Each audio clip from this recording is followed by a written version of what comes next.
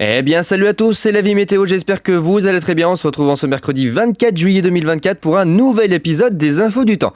Aujourd'hui, je vais donc aborder les analyses météo de la fin du mois de juillet et puis commencer à parler petit à petit du mois d'août avec le retour de dégradation orageuse annoncée pour la fin de semaine. Je pense que c'est surtout là que vous voulez que je m'attarde. C'est concernant la situation orageuse du week-end prochain. Alors je vous le dis, il n'y a pas forcément grand chose à dire. Ça va pas être mirobolant contrairement aux dernières dégradations du mois de juillet. Néanmoins, il faudra en parler. En revanche, je vais parler plus particulièrement de la synoptique globale que l'on va avoir pour la fin du mois de juillet et le début du mois d'août entre l'Atlantique et l'Europe.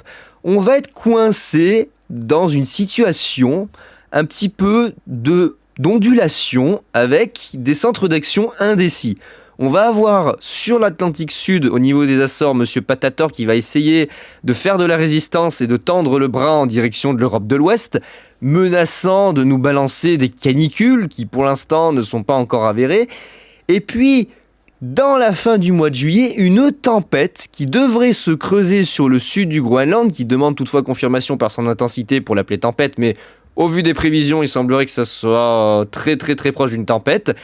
Et les deux vont venir perturber les prévisions pour la fin du mois de juillet et le début du mois d'août avec, l'Europe de l'Ouest qui va se retrouver coupée en deux. Entre la moitié sud qui va complètement suffoquer et cramer, littéralement, tout ce qui va être l'Espagne, le Portugal, le nord du Maghreb, le bassin méditerranéen, l'Italie, toute la moitié sud de l'Europe, plus toute la partie méditerranéenne va brûler. Et puis la moitié nord qui sera un petit peu entre deux eaux, avec des ondulations, coup de chaud, un peu plus frais, coup de chaud, un peu plus frais. Et c'est là que ça va devenir compliqué, c'est qu'on ne sait pas exactement si la tendance orageuse va se maintenir pour les débuts du mois d'août avec la naissance d'une tempête du côté de l'Atlantique Nord, ou si au contraire, cette tempête va advecter encore plus de cellules anticycloniques en direction de l'Europe. Ça va déjà se voir dans les modélisations de cette semaine et du week-end, avec les premières ondulations qui vont circuler, et à nouveau une petite dégradation qui est annoncée pour le samedi, et le début de la semaine prochaine. Et oui, visiblement c'est pas terminé, d'après certains modèles, notamment ECM, WF, CEP, qui voient plusieurs dégradations. Si on s'attarde sur le modèle ICON, le modèle allemand, je vais vous expliquer ce qui va se passer. On a actuellement Monsieur Patator des Açores, ici, le saint patron des anticyclones, qui essaye de tendre son bras, regardez, jusque sur l'Europe de l'Ouest. Donc pour le moment, on a l'influence de Monsieur Patator, mais en parallèle, vous avez sur le sud du Groenland et aux abords de l'Islande des systèmes dépressionnaires, encore et toujours pour ce mois de juillet, qui circulent. Dans les prochains jours, ce système dépressionnaire va glisser vers le nord des îles britanniques, brisant le bras de Monsieur Patator qui essaye de s'étaler en direction de l'Europe de l'Ouest. On va donc éviter une petite surchauffe sur notre pays. Profitant de cette petite faiblesse, on va avoir ici, regardez, arrivant, ce petit creux ici, ce petit talweg qui va se glisser sur Patator. On a d'ailleurs une nouvelle cellule anticyclonique, vous voyez, qui prend le dessus au nord des Açores, qui va nous concerner pour le week-end. Et cette fois-ci, elle ne va pas passer sur tout le pays, puisque regardez à l'est, en direction de l'Italie et des pays de l'Est, ici de sud-est de l'Europe, des hautes pressions qui vont reprendre place de ce côté-là. Alors haute pression, 1020, 1015, 1020, c'est pas non plus des pressions mirobolantes, mais c'est suffisant pour rejeter le talweg, non pas vers le sud-est comme ça l'est à chaque fois, mais vers le nord-est. Vous voyez, il va avoir du mal à rentrer sur le pays et va se retrouver tout simplement projeté vers les pays scandinaves. Donc le pays va se retrouver à nouveau, nous en tout cas la France et l'Allemagne, on va se retrouver coupés en deux, avec, ici on le voit très bien, une masse d'air bouillante et chaude et sèche sur le bassin méditerranéen, et puis un temps un peu plus mitigé, avec des averses, avec pas trop de vent, vous voyez que le flux est plutôt stable, mais on a quelque chose de plutôt mitigé qui devrait concerner les régions du nord. Et entre les deux, on va se répéter comme depuis plus d'un mois maintenant, une zone tampon entre le centre-ouest et le nord-est, avec le développement possible d'orages de l'Aquitaine au Massif central, aux régions du nord-est. Ça, oui, le disque est rayé, voilà, depuis la fin du mois de juin. J'ai l'impression de tourner en boucle sur la même chose et de me répéter, de me répéter, de me répéter. Je suis pas le seul dans ce cas, hein. J'ai l'impression que vraiment ça n'en finit jamais. Mais voilà, c'est la situation fait que y a toujours des orages dans le même axe depuis maintenant plus d'un mois. Alors, cette dégradation n'aura rien de comparable, heureusement, avec les précédentes pour ceux qui subissent malheureusement ces orages. Ça sera des orages modérés à localement forts. Toutefois, je tiens à préciser, pour moi, la synoptique qui se présente pour le week-end n'est pas propice aux orages forts, tout simplement parce qu'il n'y a aucun forçage d'altitude qui permettra vraiment de dynamiser la masse d'air. Ça devrait rester des orages assez localisés. Il n'y aura rien de bien mirobolant, je vous rassure, de ce côté-là. Mais néanmoins, il faut le dire, il y a encore des orages qui sont attendus sur cet axe-là pour le samedi. Et pour la suite, me direz-vous, après la petite dégradation, les petits orageounets du samedi tout mignon, eh ben regardez, on a une nouvelle cellule anticyclonique qui va venir gonfler du côté de l'ouest de l'Atlantique qui est sur l'Europe. Alors toutefois, cette cellule anticyclonique, vous voyez qu'elle est quand même un petit peu ralentie parce qu'on a un petit bout du Talweg ici qui passe sur le nord de la France qui s'isole en goutte froide du côté du Portugal. Donc là, il y a fort à parier que de ce côté-là, ça donne des orages. Et on a Monsieur Patator qui réétale son bras en direction de la France. Et cette fois, vous voyez qu'il va aller beaucoup plus loin puisqu'il va s'étaler jusque du côté du sud de l'Allemagne, du nord de la Suisse et même faire jonction avec ces hautes pressions du côté de l'Europe du Sud et de l'Europe du Sud-Est, entre le bassin méditerranéen, l'Italie là. Et tous les pays, je les connais pas tous là dans cette zone, il y en a tout un paquet là. Vers l'Autriche, donc ça c'est pour la partie ICON qui pour le coup se débrouille bien, à savoir que GFS a quand même vu la dégradation de samedi depuis plus d'une semaine. Je vous l'avais dit, hein, GFS, là, il s'en sort plutôt pas mal sur les tendances. Hein, il est plutôt bon, même si effectivement ça change pas mal. Là, la dégradation du 28, ça fait déjà plus d'une semaine qu'il l'a vu. Hein, et pourtant, les autres modèles étaient complètement pas d'accord et ils voyaient pas du tout la dégradation. Et au final, ils se sont mis sur le même pied que GFS. Donc on a, pour la fin du mois de juillet et le début du mois d'août, une nouvelle cellule anticyclonique avec la menace d'après le modèle ICON. Alors, attention, d'après le modèle ICON. La menace d'une canicule sur la moitié sud, notamment entre la Nouvelle-Aquitaine, le Midi toulousain et l'arc méditerranéen. Désolé à vous pour la Méditerranée, mais voilà, ceux qui veulent de la pluie et des orages, fallait en profiter là le 20 juillet. Hein, fallait profiter un maximum parce que, je vous le dis, vous allez à nouveau cramer bien sévère de ce côté-là. Et pour la suite, on va se retrouver, regardez, coincé entre Monsieur Patator qui essaye d'étaler là, toute son influence jusqu'au bassin méditerranéen, et ça, sur l'Atlantique Nord, une tempête, et non vous ne rêvez pas, c'est bien une tempête qui est modélisée par le modèle ICON, et pas que lui d'ailleurs, sur le sud du Groenland, on va le voir d'ailleurs sur l'animation satellite que propose ICON, on a bien une tempête qui est prévue pour la fin du mois de juillet et le début du mois d'août, et il va falloir surveiller justement cette situation parce qu'on va se retrouver avec un mastodonte dépressionnaire sur l'Atlantique Nord et un mastodonte anticyclonique du côté de l'Atlantique Sud et notamment au niveau des Açores. Et nous, en plein milieu, indécis entre haute pression et basse pression. Et on ne sait pas qui va l'emporter pour la fin du mois de juillet et surtout pour commencer le mois d'août. Soit l'anticyclone avec canicule, soit les systèmes dépressionnaires avec Talweg, flux d'ouest tempéré et possiblement des dégradations orageuses qui pourraient se poursuivre. À l'heure actuelle, il n'y a pas vraiment de tendance fiable qui se dégage pour le mois d'août. Hein. J'ai envie de vous dire, les prévisions saisonnières pour l'instant, ça suit ce qui était prévu, mais je pense que les prévisions saisonnières vont peut-être un petit peu se planter. Moi, j'ai mon intuition qui me dit soyez vigilants vis-à-vis des prévisions saisonnières. Hein. Moi, je compare ça un peu à faire de la magie avec les boules de cristal à la Madame Irma. Hein. C'est un peu lire l'avenir et essayer de vous arnaquer. Les prévisions saisonnières, je trouve que c'est pas quelque chose que, pour moi, qui est vraiment à prendre au pied de la lettre. Il y en a qui le font, hein, voilà, qui utilisent les prévisions saisonnières. Parfois, ça se confirme, il y a de bonnes prévisions saisonnières et parfois, dans certains cas, malheureusement, ça se plante. Hein. Bon, si vous prenez la chaîne météo, voilà, ça c'est cas à part. La chaîne météo ne sont pas capables de faire des prévisions saisonnières. Hein. Ils vous font des prévisions à 4 semaines qui ne servent strictement à rien puisque dans tous les cas, ils se plantent dans tous les cas et ça n'arrête pas de changer, en fait. Et les gens le disent d'ailleurs. Bon, trêve de blabla inutile, on va juste revenir sur la situation pour le week-end là. Et la suite avec, regardez bien, on voit le système dépressionnaire qui se forme sur le nord des îles britanniques. Le petit Talweg qui se glisse, regardez, on le voit là, le samedi. Et derrière, regardez cette tache noire sur l'ouest de l'Europe et notamment du côté du proche Atlantique français.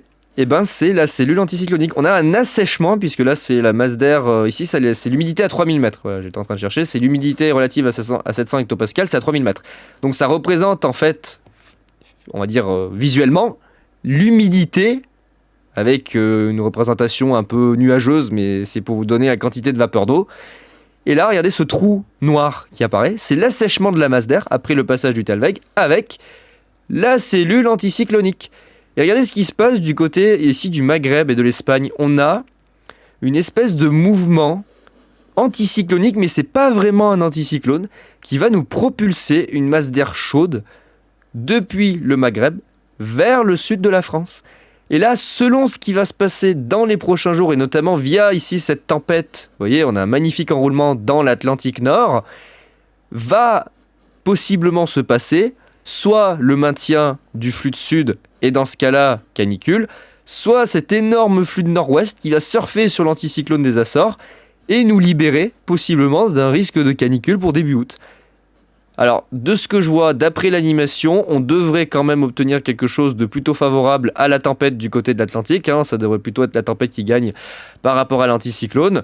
Mais pour l'instant, je ne peux pas me prononcer plus. Ce sont des modélisations, des modélisations à long terme.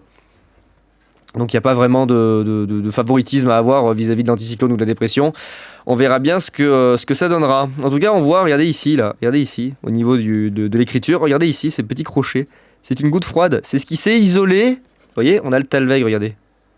Allez, on a ici le Talweg qui descend avec le tout petit creux qui essaye de se faire mais qui ne va pas se faire.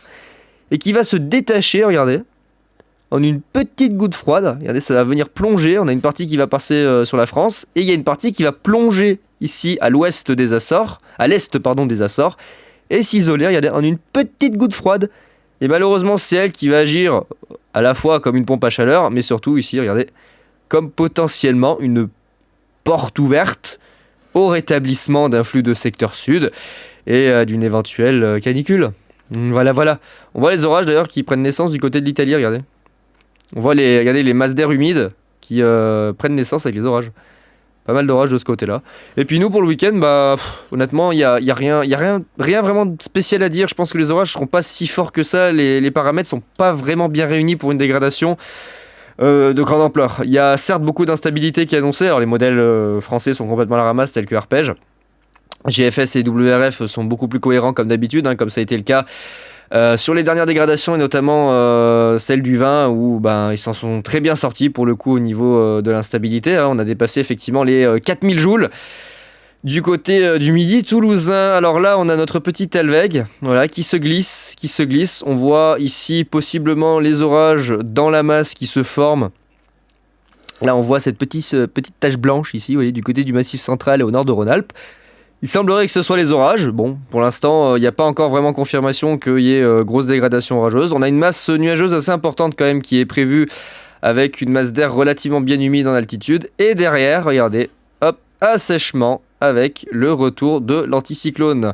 Voilà, on a un assèchement du côté du bassin méditerranéen avec le flux qui s'oriente au secteur sud-sud-ouest. Finalement, on va avoir un système un petit peu de pompe à chaleur qui va se mettre en place. Et là, là on a un œil même carrément du côté de l'Atlantique Nord. Regardez, au sud du Groenland et de l'Islande avec cette magnifique tempête avec une éjection d'ailleurs de jet assez impressionnante pour la période.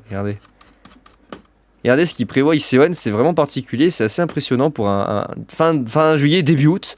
Avec, regardez, une éjection de jet, même un noyau tournoyant, à plus de 300 km/h. C'est vous dire à quel point la situation est quand même assez hors norme cette année du côté de l'Atlantique Nord, avec, regardez, des branches de jet qui ne cessent de se reformer et même quasiment creuser une tempête. C'est spectaculaire cette année d'avoir ça. Bon, c'est pas nouveau, mais c'est pas non plus chaque année que je vois des synoptiques météo aussi dynamiques du côté de l'Atlantique Nord en plein été. Voilà, on voit les orages. Là, attendez. Là, on voit, regardez, le petit front avec possiblement des petits orages qui pourraient se développer sur le pays pour samedi. Franchement, je vous le dis, je vais pas spécialement plus détailler que ça pour l'instant la journée de samedi. On y reviendra vendredi soir ou vendredi après-midi sur le risque d'orage. Hein. Là, je fais quelque chose de global.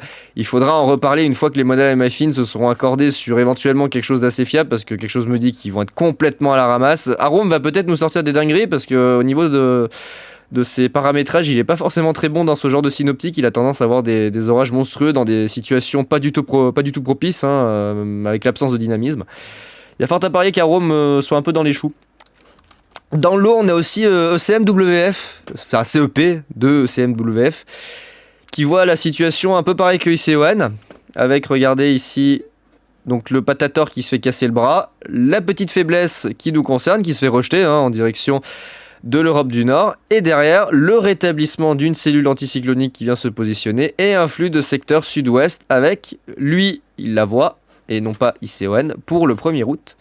Une nouvelle petite faiblesse, regardez, un petit creux, on le voit à peine, mais un petit creux ici, un petit vase, un petit vase là ici, qui va transiter, et qui, selon CEP, pourrait donner une dégradation orageuse un petit peu plus importante, puisqu'elle va arriver dans un environnement bouillant, très très chaud, quasi caniculaire, et elle pourrait déstabiliser la masse d'air, cette petite goutte froide, avec une dégradation un peu plus virulente. Les gouttes froides qui arrivent généralement dans des environnements très chauds comme ça, ça donne des dégradations plutôt importantes.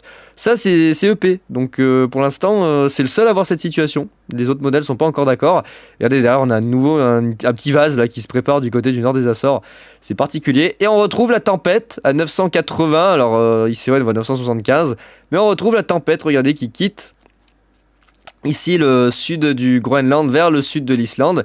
Et qui pourrait venir un peu mettre le boxon dans les prévisions, avec un flux de secteur nord-ouest assez important, qui va certainement venir influencer le positionnement et l'étalement de l'anticyclone, avec, ou pas, possiblement, une canicule. Voilà. Pour le moment, c'est pas le scénario qui est le plus privilégié, le risque de canicule, ça sera confirmé, mais voyez, regardez pareil, CEP voit bien le risque de canicule pendant quelques jours du côté du sud de la France, notamment entre le lundi et le jeudi du côté de l'arc méditerranéen. On pourrait pendant 3 jours atteindre les seuils de canicule et même les dépasser, puisque ICON annonce des températures supérieures à 40 degrés du côté de la Nouvelle-Aquitaine, Midi-Toulousain et bassin méditerranéen. Voilà, je dis ça, je dis rien, mais il annonce plus de 40 degrés, je vous ai pas montré, mais il annonce plus de 40 degrés, peut-être pas là-dessus, sur lui, il annonce plus de 40 degrés, déjà du côté de l'Andalousie, de l'Espagne. On va retourner sur le général. Europe de l'Ouest, température, regardez. Les températures qu'il annonce, du 36-40, regardez, 40 du côté Pyrénées-Atlantique-Land. Une bonne moitié sud du pays finalement, surtout le quart sud-ouest, la basse vallée du Rhône, 40, 36, 38, 40, basse vallée du Rhône, Languedoc-Roussillon, l'arc méditerranéen dans son ensemble, entre le Var et les Pyrénées-Orientales, 40, 40, 40, 40. Voilà, et puis plein de 40, sur tout le bassin méditerranéen, des 40 en veux-tu, en voilà. Absolument de partout. N'allez pas en Espagne, n'allez pas dans la basse vallée du Rhône, n'allez pas en Italie, n'allez pas en Sicile, n'allez pas en Sardaigne, n'allez pas au Maghreb, surtout pas de ce côté-là, c'est la fournaise. Allez plutôt dans le nord de la France, au Royaume-Uni, voilà, allez au Royaume-Uni, regardez, il fait 16 degrés au milieu de la journée, il fait 20, même 20, 25, c'est tout à fait correct. Non, là par contre, il va commencer à faire très chaud, mais il fallait s'y attendre, le mois d'août généralement est un mois très chaud. Ça dépend les années, mais moi, de mon ressenti, en tout cas, le mois d'août a toujours été un mois très chaud. Stable, avec peu d'orages. Généralement, mes plus beaux orages, je les ai en juin, juillet, et le mois d'août est généralement assez calme, même si certaines années, il y a quand même eu de belles dégradations. Je pense que le mois d'août, là, faudra pas s'attendre à des trucs de fou. Il y aura certainement des orages violents à un moment ou à un autre. Ça finit toujours par claquer après les fortes chaleurs. Ça c'est le cycle éternel. De Dame Nature, GFS voit bien la petite faiblesse avec la goutte froide qui s'isole au large du Portugal et au large des Açores. L'anticyclone qui revient, donc dans l'ensemble on a un accord, mais c'est pour la suite.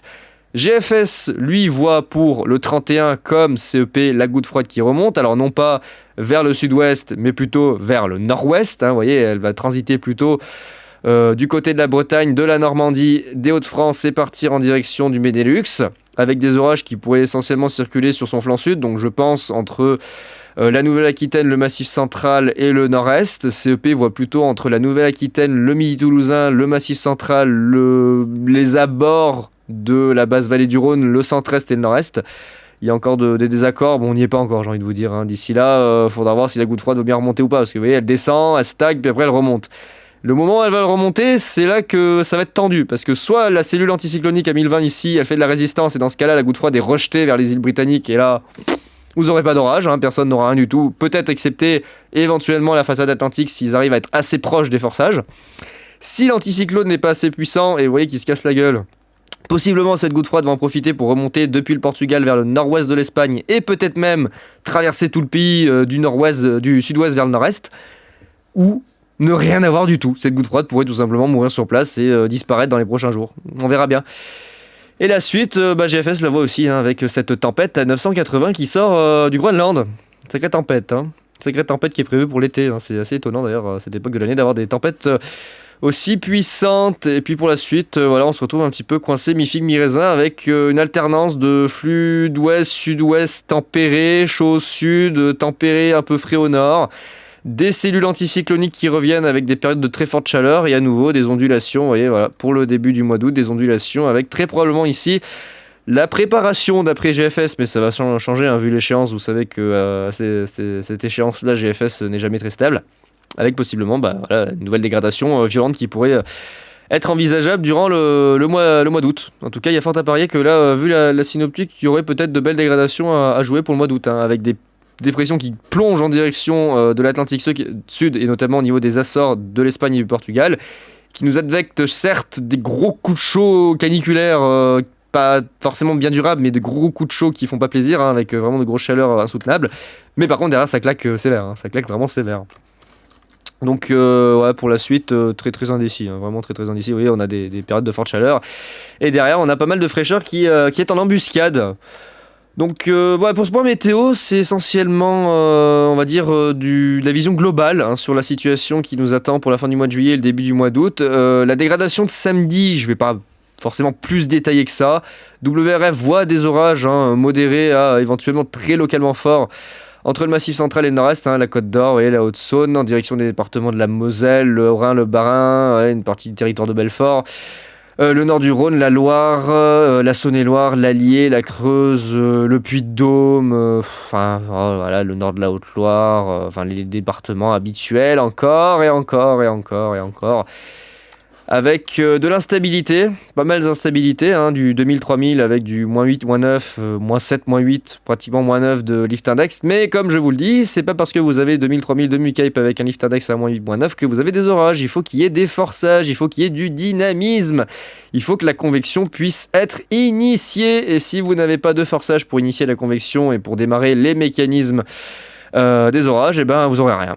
Et moi, de ce que je vois, c'est pas ce qui est franchement le plus favorable pour le samedi, hein. À mon avis, là, vous voyez, on a quand même des géopotentiels très hauts, très très hauts. Donc, à mon avis, il va falloir que ça aille chercher très loin dans l'atmosphère pour trouver la convection. Et très certainement que ça sera pas favorable au développement des orages. À voir, hein. C'est pas dit qu'il y en ait pas, hein. Il y en a qui sont prévus. Il y a des orages qui sont prévus. Mais au niveau de l'intensité et, on va dire, de l'étendue de la dégradation, je pense que ce sera pas... Ouais, il y aura rien de mirobolant pour le samedi. Lui, il voit dimanche matin aussi, puis une autre pour le lundi. Oh là là, ouais, d'accord, GEM, une nage dans la... pédale dans la choucroute, GEM. Il est quand même en accord avec CEP et GFS, avec, regardez, cette goutte froide, hein, pour le début de la semaine prochaine. Alors, elle descend pas, vous voyez, elle descend pas pleinement sur lui, en tout cas sur GEM, elle descend pas pleinement vers les Açores et le sud du Portugal, elle transite plutôt vers l'ouest de la France, ralentissant un petit peu d'ailleurs à cause des hautes pressions présentes sur l'Europe centrale, enfin même plutôt le bassin méditerranéen, et ensuite transitant vers le nord-est du pays. Et GEM voit aussi la tempête à 975 du côté du sud du Groenland. Voilà, à mon avis, cette tempête, elle va nous jouer des tours, hein, parce que vous voyez, elle va activer quand même une vaste zone dépressionnaire sur l'Atlantique Nord qui risque potentiellement de faire des vagues au niveau des prévisions pour le début du mois d'août, hein. Il y a fort à parier que cette zone dépressionnaire et cette tempête viennent faire des vagues dans les prévisions du début du mois d'août, hein. Parce que regardez, on a quand même une zone dépressionnaire assez vaste qui semble vouloir se mettre en place dans la tendance du début du mois d'août, avec la réticence de l'anticyclone, hein, il a l'air réticent à vouloir revenir. Bon, à mon avis, il va se passer des choses au début du mois d'août, ça va être compliqué, hein. Je me vois plutôt le coup de chaud pour voilà, la fin de semaine et le week-end à l'approche du Talweg. Et pour la suite, lui, il voit pas spécialement plus chaud que ça. Hein, vous voyez, c'est correct sans être caniculaire, hein, sauf du côté de l'Espagne. Mais lui, il voit pas quelque chose de vraiment si caniculaire que ça. On voit les anomalies froides du côté de l'Atlantique Nord, hein, Groenland. Avec la petite tempête. Oh là là, petite tempête. La tempête. Oh là là, regardez. Terrible tempête. Mon dieu, tempête en plein mois d'août. Tempête en plein mois d'août. Enfin, plein mois d'août. Fin juillet, début août à cheval entre les deux. L'anticyclone va-t-il partir en vacances à nouveau? Il nous a fait un petit coucou et à mon avis il est pas content, il va repartir. J'ai l'impression qu'il a vu l'état de la France là et il s'est dit ouais non je vais partir. Je reviendrai à la rentrée, peut-être que ça ira mieux. Il a eu peur l'anticyclone là. Il s'est dit oula je suis parti un peu trop longtemps, c'est le bordel. Ok bah écoutez arrangez-moi tout ça, je reviens dans 2-3 mois. Hein. Je pense qu'on l'aura pour septembre. Il reviendra pour la rentrée pour remettre un peu d'ordre dans tout ça. Voilà, je pense que la tendance du mois d'août, ça va être plutôt à avoir des orages. Hein. Là, vous voyez, dans les animations, on a quelque chose de plutôt favorable à des dégradations orageuses encore pour le début du mois d'août. Hein. Oh. Bon, je vais pas non plus faire trop de détails, hein, ça sert à rien. De toute façon, il faudra en reparler. D'ici là, on aura le temps de blablater dessus. Et de dire tout et n'importe quoi. Bon voilà, c'était tout pour ce point météo. Et puis écoutez, moi je vous retrouve vendredi après-midi pour un nouveau point concernant la dégradation orageuse, pour parler des dernières prévisions et éventuellement du risque d'orage fort à violent, mais j'y crois pas du tout, pour le risque d'orage violent, mais des orages modérés à forts qui pourraient à nouveau concerner l'axe sud-ouest-nord-est. Et puis éventuellement commencer à s'intéresser au risque de canicule qui ondule un petit peu et qui essaye de pointer le bout de son nez pour le début du mois d'août. Voilà. Bon bah écoutez les amis, je vous souhaite une bonne fin de semaine. On se retrouve dans quelques jours pour les prochaines infos du temps. Allez, ciao tout le monde.